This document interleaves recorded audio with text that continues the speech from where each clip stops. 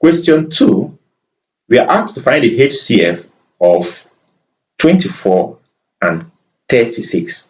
So we shall also use the prime factorization method using the common factors between 24 and 36. You can start with 2. 2 can divide both of them because both of them, their last digit ends with a multiple of 2. So that's how I'm able to know that it is divisible by 2.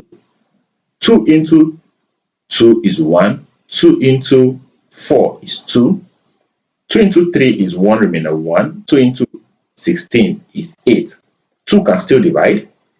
2 into 12 is 6. 2 into 18 is 9. 2 can no longer divide because 9 is not divisible by 2.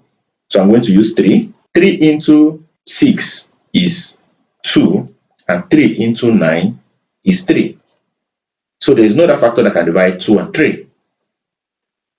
At this point, we now have it that our HCF is said to be the product of all these prime factors, which is 2 times 2 times 3.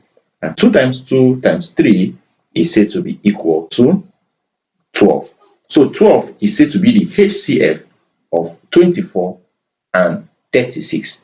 There are other methods. You can try other methods which I have given you to determining the HCF. But for the purpose of this class, we shall be using the method of prime factorization in determining our HCF.